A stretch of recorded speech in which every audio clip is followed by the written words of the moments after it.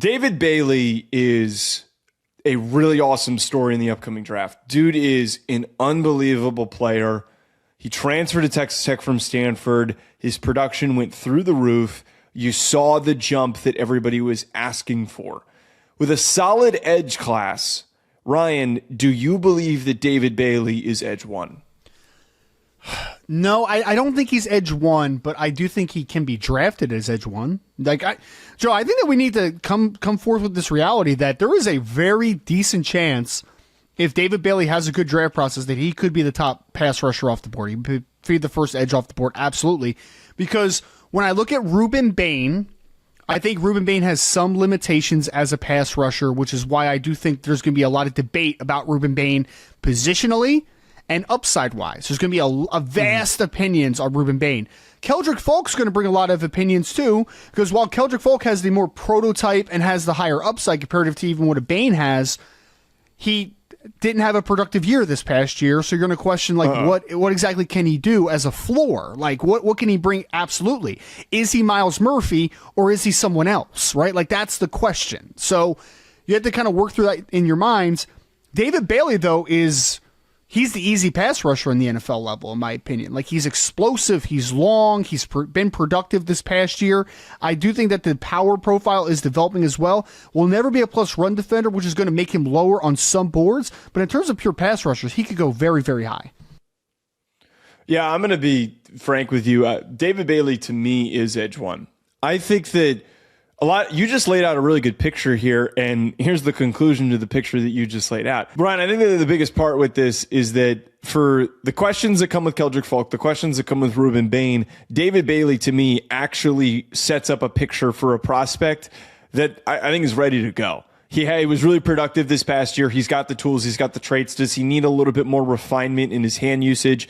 Yes. But the leap that I saw from the 2024 version where he was awkward and didn't really know how to play the position, and now there's a lot more nuance and attention to detail for him to win, I think all of that presents a really promising player that the production translates to the NFL. The one thing that blows me away with David Bailey, it's the speed, it's the acceleration, and he's got some underrated power that there's times on film where he's overpowering offensive linemen and using his length as a way to win.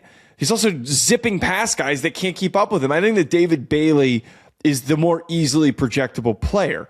Can Ruben Bain be really, really disruptive in an interior spot? Absolutely. I think that's where he fits. He's much more powerful than David Bailey. Does Keldrick Falk have upside because of his length? 100%. But I think that with David Bailey here, he checks all the boxes that I feel like I'm the least concerned and I'm the least conflicted.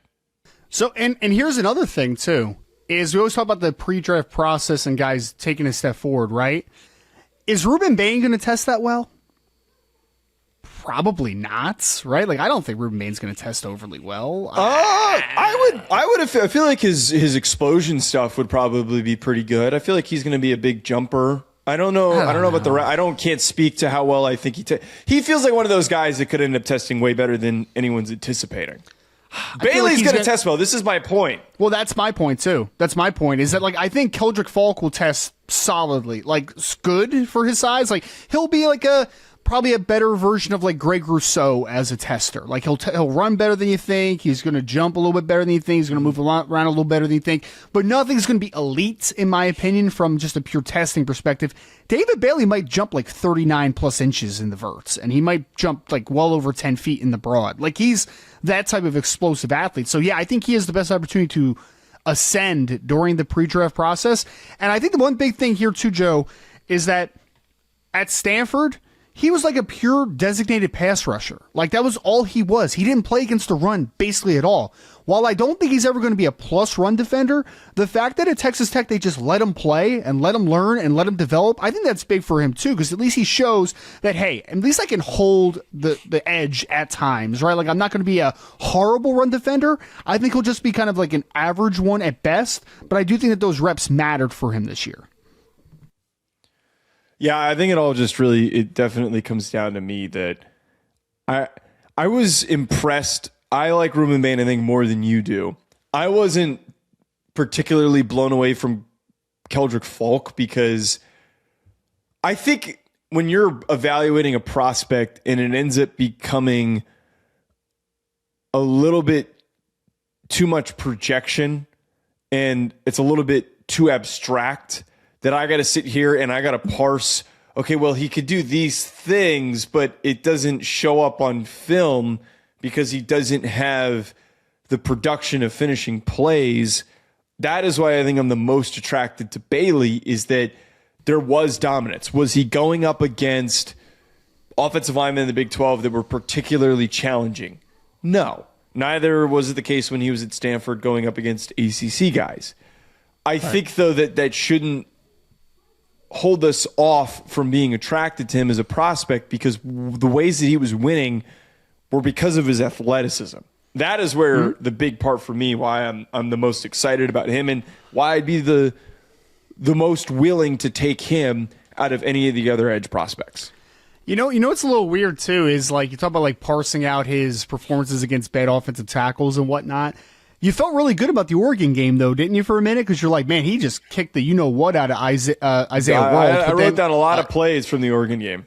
Yeah, but then unfortunately, Isaiah World has a horrible showing against Indiana, where you're just like, maybe Isaiah World just isn't very good. Like, that's unfortunate, right, for the evaluation process.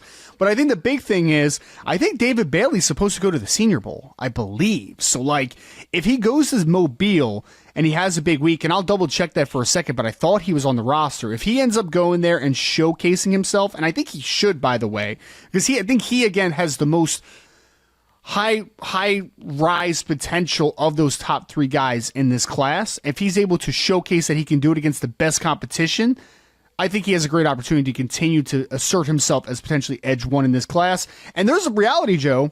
There's a reality that if he has a ascension that he could potentially have, and he's the number one pass rusher in this class, is there a world where he's drafted before Arvell Reese?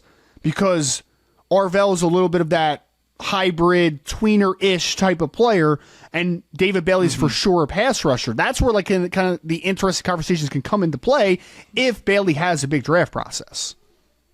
That does add like a very interesting layer to this, is because we still don't really put Arvell Reese in the discussion of the linebacker debate and the edge debate, because can I add something to that real quick? Can I add something to that real quick? A lot of NFL teams that I've talked to probably like 6 or 7 scouts about Arvell Reese at this point for different teams, and they have him graded.